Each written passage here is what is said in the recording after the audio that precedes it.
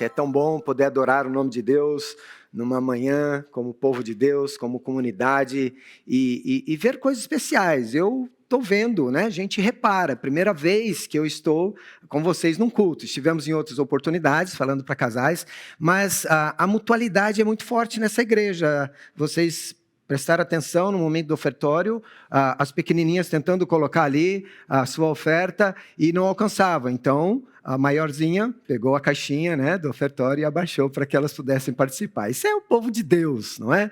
Como é gostoso perceber isso. Então, eu vou fazer eco àquele vídeo que passou, se envolva na comunidade. Que bênção. Esse é o povo de Deus, somos nós, somos uma família. E alguém já chegou e falou, Paulo, fique à vontade. Eu falei, mas eu já estou à vontade, não é? Isso é como se fosse a sala da nossa casa. Nós somos irmãos e irmãs em Cristo e desfrutamos do mesmo amor e da graça do nosso Deus. Isso não tem preço, é maravilhoso. E acontece essa realidade em qualquer canto do mundo que você encontrar um irmão em Cristo, uma irmã em Cristo, você vai sentir esta liberdade, né, e alegria. Mas nós queremos falar de um tema muito importante, que é a família. Mas como que a graça de Deus atinge a família? Como que a graça de Deus é tão importante na nossa vida diária em família? Maridos e esposas, pais e mães e filhos. Esse é o nosso relacionamento direto em família. E nós precisamos da graça porque há tantos desafios. Eu gostaria que você imaginasse a seguinte situação. Só uma imaginação, tá? Sempre perigoso, né? A gente fala, imagina aí. Mas imagina que você está lá no céu. Antes de chegar aqui na terra, você tem uma possibilidade de escolha. Existe uma fila, se você entrar nela, você vai ter esta opção. Você vai nascer numa família cristã, você vai ter pai e mães amorosos, a sua mãe, que vai dar o nascimento a você, que vai chegar na terra, vai ter uma gravidez tranquila, tudo maravilhoso, tudo certinho, fizeram até o chá revelação, né, sobre você, e você nasce numa família muito joia. Cristãos, fiéis, consagrados ao Senhor, e na sua mais tenra idade você já está participando na comunidade cristã, no meio do povo de Deus, você aprende as Sagradas Escrituras cedo, você se envolve, né, com as novas gerações, assim que vocês chamam, com os kids, e aí vai, e você se torna adolescente, fiel, apesar das dificuldades, né, do mundo, as pressões, você se consagra ao Senhor, você faz a sua faculdade, você se casa, e tudo tranquilo. Você tem filhos, você se torna um avô e os seus filhos e os seus netos são engajados em viver uma vida cristã para o Senhor. E lá na sua velhice, você parte em paz para a eternidade. Essa é a primeira fila, a primeira oportunidade. Mas existe a outra. A outra situação é bem diferente desta primeira.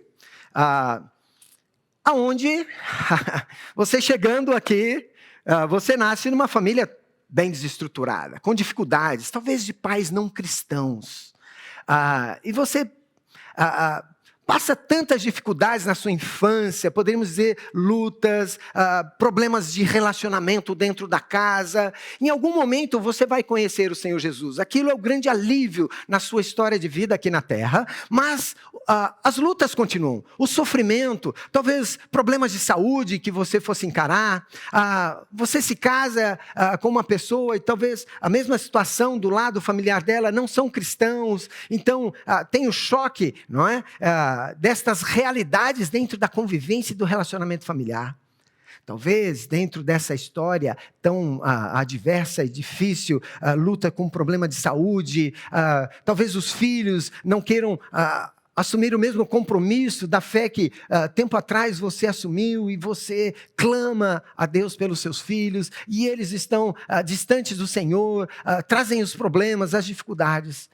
E essa seria uma possibilidade. Então, duas situações, né? Uma fila, qual você quer entrar para chegar aqui na terra? Parece muito óbvio aos nossos olhos. Eu quero a primeira, Paulo, nem tem dúvida disso. A minha pergunta é, qual destas duas situações a graça de Deus pode ser manifestada? Pode ser a estrutura do alicerce que vai conduzir esta família? Seja aqui está toda abençoada, cheia né, desta harmonia de situações deliciosas. Mas também a mesma graça vai estar disponível para essa família que está em lutas, que passou por dificuldades, por perrengues, como a gente costuma dizer aí fora. É a mesma graça do nosso Deus. E eu quero olhar para a história, uma história bíblica. Esse tema foi dado, então eu pensei logo nesta família aqui da Bíblia. E a minha ideia é esta daqui. Deus está disponibilizando a sua graça para que a família possa desfrutar de uma caminhada fiel para com Ele. A graça nos auxilia a lembrarmos deste grande alvo de vida, de sermos fiéis, sermos servos fiéis do Senhor. Essa é a história de Ruth. Uma história que você conhece muito bem, e eu quero pensar algumas passagens em cada capítulo e extrair para nós algumas lições importantes que vamos aprender com essa família. Entendendo que a graça de Deus sempre é aquele favor imerecido de Deus. É aquela dádiva que nós não podemos pagar, que não há nenhum esforço humano que consegue a graça. Graça é de graça, Deus derrama, é dádiva de Deus para todas as circunstâncias da nossa vida. Mas a graça, ela agiu prioritariamente, dando-nos a salvação em Cristo Jesus. É isso que vemos lá no livro da carta de Paulo aos Efésios. A graça se manifesta salvadora para nós. E aí, então, ela trabalha em nós, porque não é meramente ganhar um ticket para chegar no céu a salvação. É mais do que isso. Deus está trabalhando em nós, Ele está lapidando o caráter do seu Filho, por causa da salvação. E isso é graça de Deus. Então vamos olhar para essa história bem empolgante, que é a história de um pai de família, do senhor Elimeleque. Mas ela tem sequência através da sua esposa, Noemi, e de uma nora, né? Alguém que chega na família e não tem inicialmente o mesmo pano de fundo, o mesmo background da família do Elimeleque. Então, vocês sabem o início da história, eles estavam passando dificuldades no momento em que o texto bíblico diz que havia fome ali na terra do povo de Deus, e o senhor Elimeleque rapidamente fala, vamos embora daqui. E eles foram para a terra de Moabe. Há grandes coisas aí para levarmos em consideração, não temos tempo hoje para ver isso, mas ele toma essa decisão. Inicialmente parece uma boa opção para cuidar da família, mas tem muito mais coisa por detrás dessa história e que parece não ser a melhor decisão. Considerar as questões espirituais. Às vezes nós somos assim, nós tomamos decisões no calor da situação, às vezes impensadas, porque é só isso que eu tenho como opção, ao invés de parar, quem sabe orar, clamar ao Senhor e com convicção e paz no coração, seguir. Isso acontece, nós tomamos decisões que não são, por vezes, as mais sábias.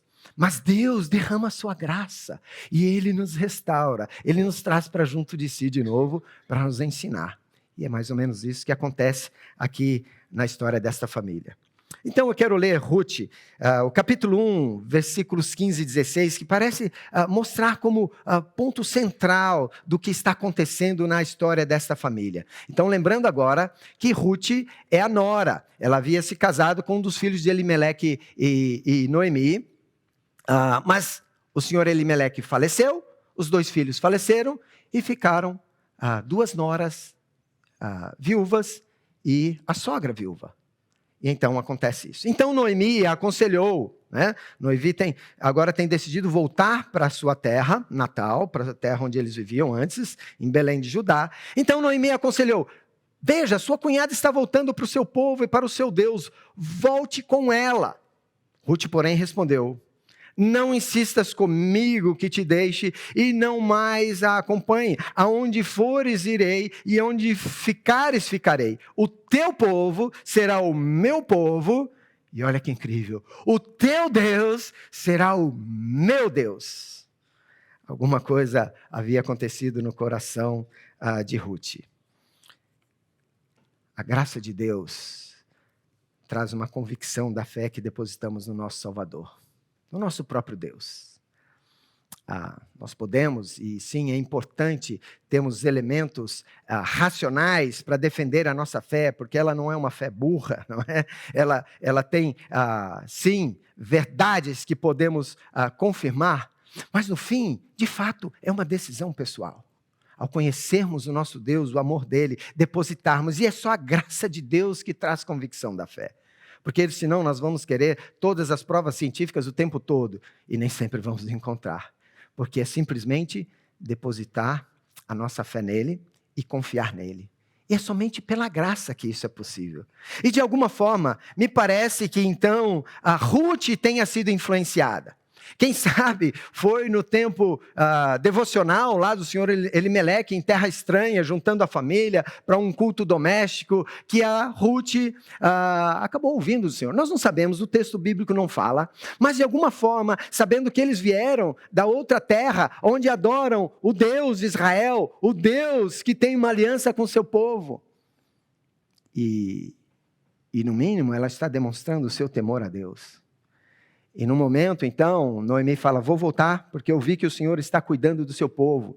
Tinha saído por causa da fome, mas agora parece que está voltando a prosperidade, há como subsistir lá na nossa terra, e eu vou para lá, minhas noras fiquem por aí. Fiquem aí, arrumem outro marido, sigam a vida de vocês. Mas Ruth havia sido tocada no seu coração, Deus trabalhou no seu coração. Então eu penso que a influência dentro das nossas famílias, papai, mamãe, marido, esposa, pais e filhos, não é? Nós temos a graça de Deus de poder ser uma grande influência na vida deles, de auxiliá-los na caminhada com o Senhor. E queridos, tudo isso é graça. Mas nós não podemos ser negligentes, esse é o outro lado. Nós não podemos negligenciar uma vida de adoração em família, uma vida de temor a Deus. Nós vamos ver isso nos relacionamentos em casa, os nossos filhos vão prestar atenção, os nossos agregados familiares vão perceber isso, e que testemunho poderoso, pela graça de Deus, trazer conversões, trazer pessoas mais perto do Senhor, consagração. Eu sinto que às vezes, e eu falo, porque às vezes o nosso coração luta, às vezes eu fui extremamente duro, né, querendo ser como que legalista. Eu sou cristão e é assim que funciona aqui em casa, acabou? Parece que o efeito acaba sendo o contrário, ao invés de ser um pai amoroso, né? Um marido acolhedor. E com a graça de Deus, né? Tendo as experiências dos relacionamentos dentro da família, a gente vai aprendendo. Eu preciso aprender mais da graça de Deus e ministrar graça aos que estão dentro da minha casa. Isso só firma muito mais a fé de cada um que está dentro de casa. Vemos e dependemos da graça de Deus. Queridos, eu posso dizer que o discipulado dentro de casa funciona. Não sei tudo o que aconteceu com Ruth, mas funciona. Parece que teve essa influência. Talvez os seus maridos falaram da fé dos pais, o senhor Elimeleque, que é Deus é o meu rei. Esse é o significado daquele homem. Casado com a senhora agradável, a dona Noemi. Uau! Que família legal! Mas carentes da graça de Deus, e Deus, então, quem sabe, usa essa família para ajudar Ruth a ter uma convicção da mesma fé. Precisamos pensar em não negligenciar o discipulado dentro das nossas casas. Papai e mamãe, uma grande responsabilidade. A igreja, o ministério infantil é grande bênção, mas e o resto do tempo? E as outras influências lá em casa? Papai e mamãe que precisa investir. Se você quiser ver a graça de Deus agindo, faça a tua parte, ensine, fale de Deus ao deitar, ao levantar, faça as comparações, aponte para Deus, cada item, né, de vida, buscando uma vida de adoração, assim como foi o pai Abraão, o pai da fé, que entendeu também esta graça de Deus, né? Ele foi justificado pela fé que ele depositou em Deus, mas Abraão fala de uma caminhada, uma jornada dele, e cada lugar que ele chegava, ele preparava um altar para adorar o nome de Deus. Aqueles debaixo da sua responsabilidade, a família estendida ali estava vendo, este é um homem piedoso, um homem que foca toda a sua vida em adoração a Deus. Mas há aqui também mais um aspecto dessa graça de Deus. Ela não só traz convicção da fé, mas olha comigo o capítulo 2, versículos 14 ao 17, que diz assim: na hora da refeição, então, Boaz lhe disse: venha cá, pegue um pedaço de pão e molhe no vinagre. Quando ela se sentou junto aos ceifeiros, Boaz lhe ofereceu grãos tostados. Ela comeu até ficar satisfeita e ainda sobrou.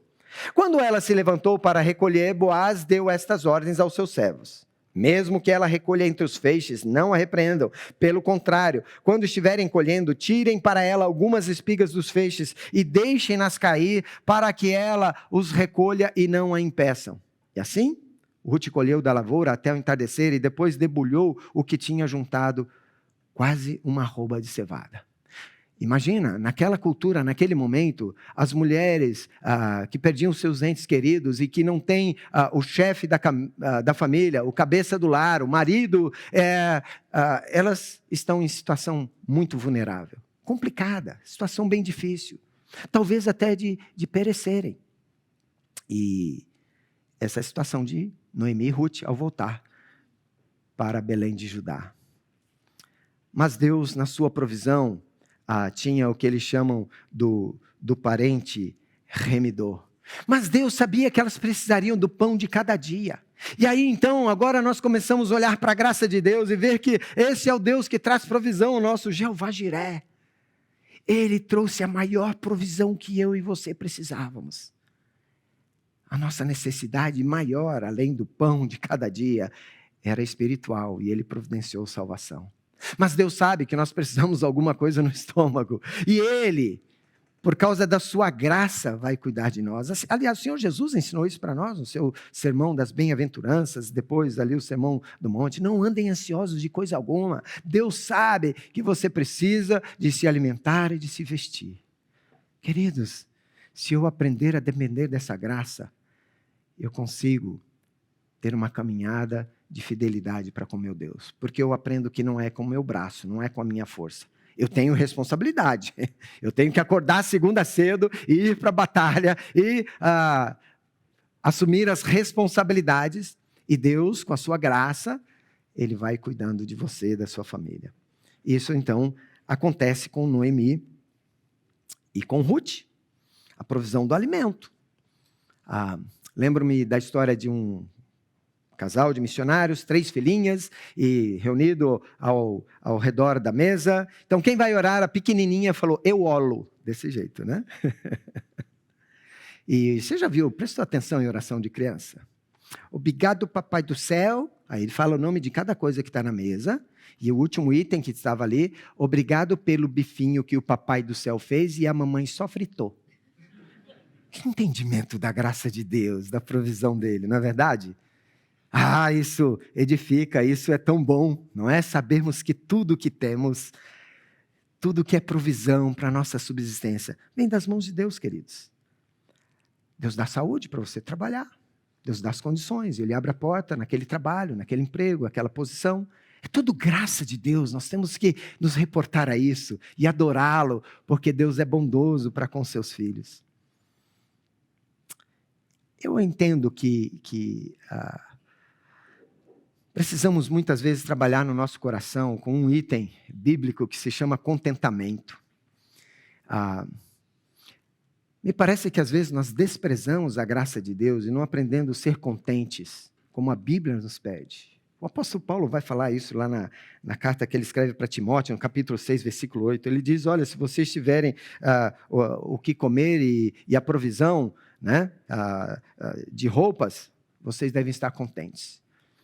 E nós vivemos num tempo muito diferente de Paulo, é verdade. Nós temos outras necessidades, mas, queridos, para estarmos em pé, nós precisamos de alimento e vestimenta, e claro, de um abrigo. E tudo mais é graça de Deus. Ele vai dar graça em te alimentar cada dia, e Ele vai dar graça em te dar muito mais. Se olharmos uns para os outros aqui, eu tenho absoluta certeza que somos tremendamente abençoados pela graça de Deus, de ter o que temos, de ter uma casa, de termos um carro, de termos os acessórios, os gadgets e tudo que a gente precisa para viver essa vida aqui. A grande verdade é, se arrancar tudo isso, eu preciso de alimento e vestimenta. Esse é vamos dizer, é a base, é o necessário mesmo para cada dia. E vem das mãos de Deus. Então você pode adorar a Deus por cada coisa que Ele supre e provê. Essa é a grande provisão de Deus na nossa vida. Mas mais um aspecto. Vamos seguir aqui.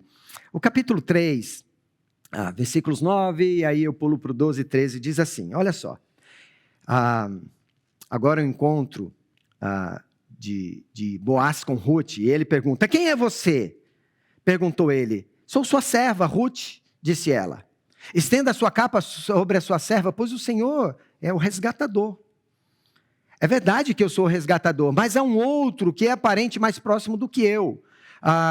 Passe a noite aqui, de manhã veremos, e se ele quiser resgatá-la, muito bem, que resgate. Se não quiser, juro pelo nome do Senhor que eu a resgatarei.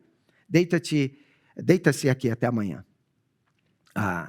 Essa era uma provisão da lei de Deus para cuidar justamente nesses casos, onde uma mulher, um ente querido ficasse desamparado, um parente mais próximo, ele precisava recomprar o campo que pertencia a esse parente aí mais próximo e dar condições para que a família seguinte, né, a descendência, pudesse ser cuidada. No caso, especificamente, para Ruth e Noemi. E há esse parente remidor, que é chamado, a lei do levirato, né, traz esse compêndio de provisão de Deus, para que o povo da aliança pudesse ser resguardado e ter a sua continuidade das suas gerações para chegar onde Deus estabelece todo o seu trato com o seu povo, todas as suas promessas que seriam cumpridas. E Deus preserva o seu povo. E aí, então, na provisão de Deus, Boaz era este homem, que cumpriria a lei do levirato. Na verdade, ele falou, tem um outro parente que é mais próximo, ele é o primeiro. Ele precisa tomar uma ação, vamos ver se ele vai ter as condições, senão, eu vou fazer. O que nós vemos aqui, e por causa desta figura que Boaz demonstra para nós, né? Do parente resgatador, a graça de Deus, ela traz redenção. Que grande benefício, que grande bênção. É evidente que há redenção espiritual para nós. Mas aqui, figurado na pessoa de Boaz, ali para a história de Ruth e Noemi. Elas estariam em grandes dificuldades, em grande sofrimento. Talvez sem esperança nenhuma. Viúvas, sem condições, provavelmente morreriam de fome. Mas Deus, na sua provisão, por causa da lei que Ele estabeleceu, Ele traz o parente remidor. A redenção, sim. Em Cristo Jesus, nós sabemos que há redenção para nós. A salvação é somente por Jesus, não há outro caminho. A provisão de Deus, por causa da graça dEle, é a nossa redenção na pessoa do Senhor Jesus. E a graça. Nós não podemos fazer nada para pagar por nossa salvação. Às vezes ficamos preocupados, porque alguns cristãos acham que tem que fazer algo mais, né? Impossível. A salvação oferecida a nós é impagável pelos nossos méritos e força e condição, e seja lá o que for. Não tem como. Mas é graça de Deus. Nós um dia temos ouvido a mensagem redentora de Cristo Jesus. Acolher isso no nosso coração. E por causa da graça ganhar convicção. E por causa da graça, de um modo muito prático, ver a provisão dos cuidados de Deus. Essa é a diferença nossa. Como miseráveis pecadores, como o resto do mundo, nós temos uma promessa garantida. E isso traz grande alívio no nosso coração e para a nossa alma. A palavra de Deus vai dizer que, para você chegar neste ponto de entender a graça de Deus, entender a redenção que Ele providencia em Cristo Jesus, precisa de uma atitude de humildade. Se não houver humildade, reconhecimento que eu preciso desta redenção, que foi o caso da Ruth, né? Ela até fala ali para o Boaz, olha, estende a tua capa, porque eu sou sua serva. Imagina que ela tenha se ajoelhado na frente dele. É preciso de uma atitude de humildade. Temos que nos humilhar e reconhecer o nosso estado humano, que precisamos do nosso Salvador. Na verdade, nós precisamos do Salvador hoje, mesmo depois de algum momento na nossa história termos entendido ou aceitado Ele como nosso Salvador em nosso coração, mas Ele nos livrou da condenação eterna, mas eu continuo precisando hoje de um resgatador, do meu Salvador, para ir me livrando mais e mais de mim mesmo. Você entende que a salvação, ela tem um grande espectro, não é simplesmente, como eu disse, nos dar um ticket para entrar no trem da alegria que vai desembocar no céu. É uma obra muito mais completa. E, gente, isso é parte da nossa caminhada com Ele. A nossa parte de entender cada vez mais a graça que é derramada por causa de Cristo Jesus, do que Ele fez lá na cruz do Calvário. E aí sim, deixando Ele lapidar o caráter dele. Senhor, tem misericórdia, sou um pecador. Dentro de casa, no meio da minha família, eu acabei não agindo certo, não foi o melhor testemunho, não foi a melhor atitude. Estamos colhendo as desavenças ou as dificuldades e eu preciso da tua misericórdia. Então, eu entendo a própria graça do perdão que pode ser ministrado dentro da família. Por que não? Isso exige uma atitude de humildade, não é verdade? Eu me senti extremamente mal uma vez que eu disciplinei o meu filho, pequenininho.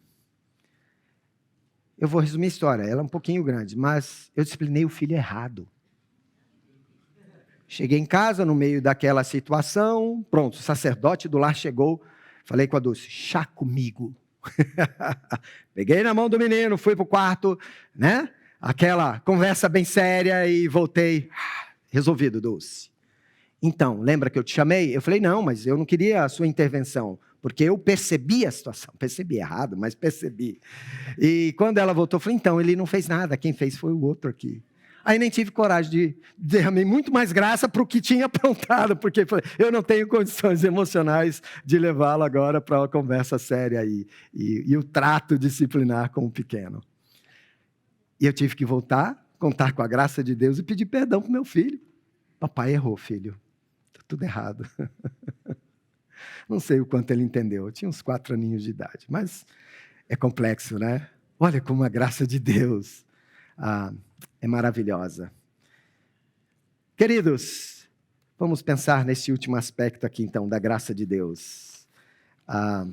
No capítulo 4, então, como o grande desfecho, não é? Da restauração que Deus traz para essa família, pelo menos do que restou dela, a linda história da redenção de Deus, da graça dele derramada sobre Ruth e Noemi. Então diz o seguinte, Boaz casou-se com Ruth e ela se tornou sua mulher. Boaz a possuiu, o Senhor concedeu que ela engravidasse e desse à luz um filho. As mulheres disseram a Noemi, louvado seja o Senhor, que hoje não a deixou sem o resgatador, que o seu nome seja celebrado em Israel. O menino lhe dará nova vida e a sustentará na velhice, pois é filho da sua nora, que a ama e que lhe é melhor do que 7 filhos. Noemi pôs o menino no colo e passou a cuidar dele. As mulheres da vizinhança celebraram o seu nome e disseram, Noemi teve um filho, e lhe deram o nome de Obed, e este foi o pai de Jessé, pai de Davi. Um desfecho dessa história tremendo da graça de Deus.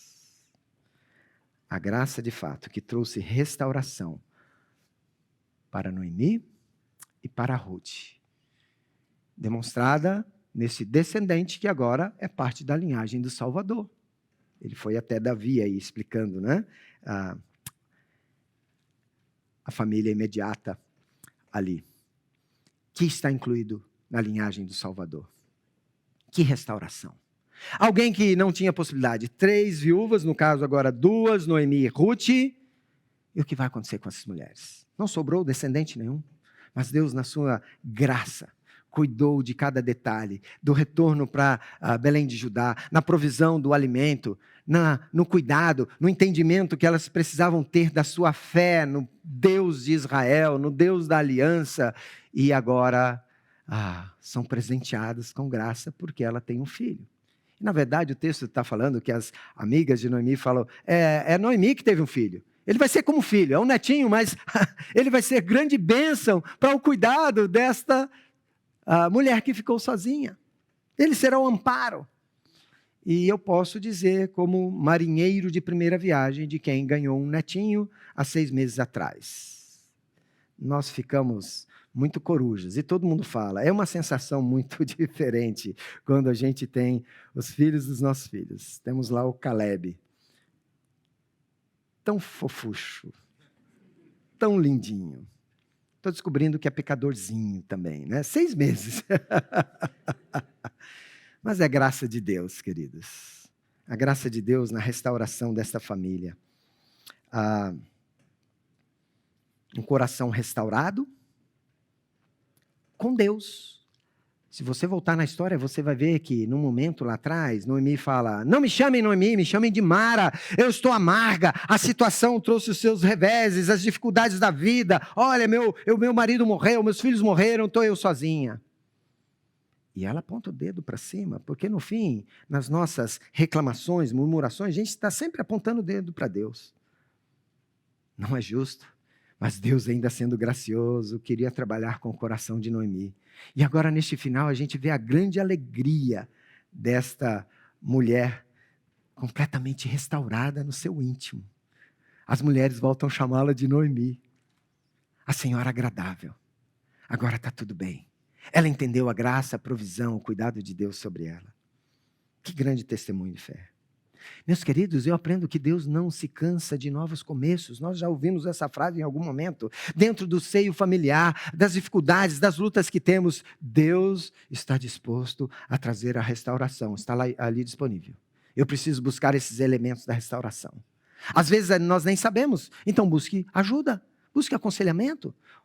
Busque irmãos, irmãs maduros na fé que vão te ajudar a abrir os olhos para os princípios da palavra, para que você pratique e tenha paz no coração e busque a restauração. Naquilo que depende da sua parte, é sua responsabilidade buscar as restaurações. Tristemente, muitos cristãos, quando não têm o que querem ou o que desejam, ficam zangados com Deus e ficam irados com Deus. Isso não é bom. Isso não acaba bem. Nós adoecemos. Nós ficamos mal. É um péssimo testemunho dentro de casa, para os nossos filhos, para a comunidade, para os vizinhos, para expandir o reino de Deus. É um grande problema. Mas quando nós, mesmo diante das fraquezas, buscamos o acerto, a correção, a restauração, seja dos relacionamentos, dentro de casa, fora de casa, com o irmão em Cristo, lá com o chefe na empresa, mostra como nós somos diferentes e estamos dependentes da graça de Deus na nossa vida.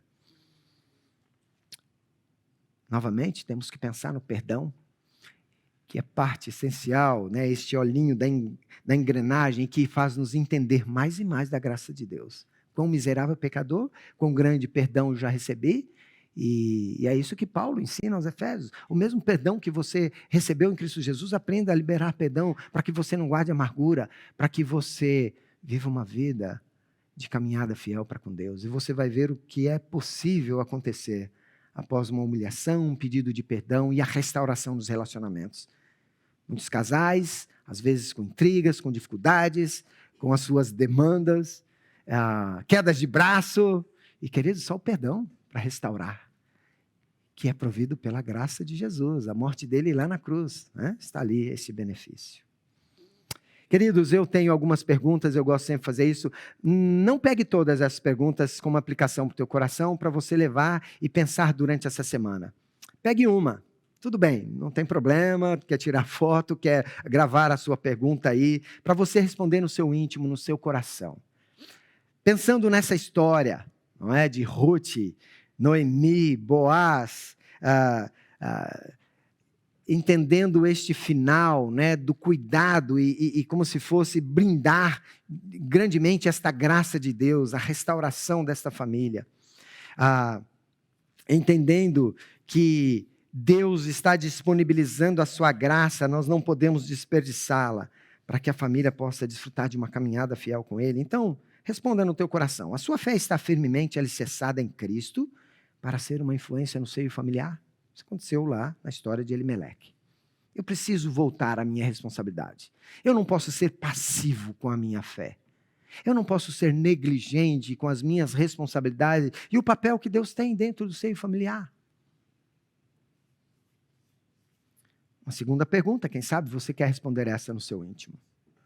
Você reconhece que a provisão diária em sua vida vem de Deus? Isso faz-nos dobrar os nossos joelhos em gratidão constante a Deus. Pelo bifinho que o papai do céu fez e a mamãe só fritou. Mas cada coisa, cada ato da bondade de Deus, que é diário nas nossas vidas e nós não a percebemos. Algumas vezes. Mas a gratidão é a expressão maior daquele que já foi alcançado pela graça de Deus. Então, seja grato, seja grato, seja grato. Entenda que essa é a provisão de Deus para todas as coisas. Quem sabe, você precisa dar um zoom out um pouquinho e ver, peraí, o que está acontecendo em casa? Qual é o foco da nossa casa, da nossa família, nós que carregamos o nome de Cristo, como estamos vendo a vida, quais são os nossos alvos, nossos objetivos, aonde estamos indo como família. Temos que ser cuidadosos, porque o mundo é muito sutil, o secularismo está nos agarrando com garras fortes e não nos deixa fugir. Mas a graça de Deus nos liberta e faz a gente voltar ao foco. O Senhor, Ele é só o Senhor mesmo.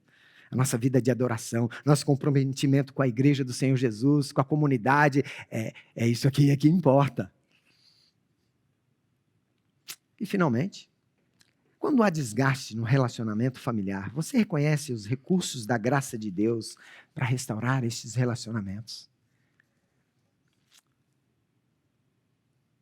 Não deixe que qualquer ressentimento se transforme em amargura. Sabe por quê? Porque a amargura facilmente se transforma em ira. E a palavra de Deus compara a ira como o pecado do homicídio. Se a gente odiar alguém, já estamos cometendo homicídio. É possível que, muitas vezes, o marido já matou a esposa no coração e a esposa já matou ele 7 vezes no coração, né? Mas não precisa ser assim. Nós temos a graça de Deus disponibilizada para fazer os acertos, para restaurar os relacionamentos. Vamos orar, vamos pedir a graça de Deus para nós nessa manhã, para que Ele nos ajude a entender isso e como ela é tão importante e ministra a todos nós. Deus, obrigado por Tua palavra, obrigado pelos desafios que ela traz a todos nós. Nós precisamos da graça do Senhor, nós não fazemos por merecê-la, mas o Senhor, na Tua bondade, no Teu grande amor, num amor fiel, o Senhor derrama sobre nós. Faz-nos entender a importância dela na ministração dentro do seio familiar, nos nossos relacionamentos, para que assim possamos manter uma caminhada fiel ao Senhor. Independente da situação em que nós viemos a este mundo, se de uma família abençoada, 3ª, 4ª geração de cristãos, tudo certinho, ou de uma família que passou por tantas lutas, dificuldades, talvez sofrimentos, nós sabemos que os dois têm o caminho da graça do Senhor e ela está disponível para nós. Faz-nos lembrar dessas verdades à medida que caminhamos a semana que se inicia. Precisamos da ação do Teu Espírito em nossos corações. E é assim que nós queremos clamar e orar nessa manhã, em nome de Jesus Cristo, o nosso Salvador. Amém?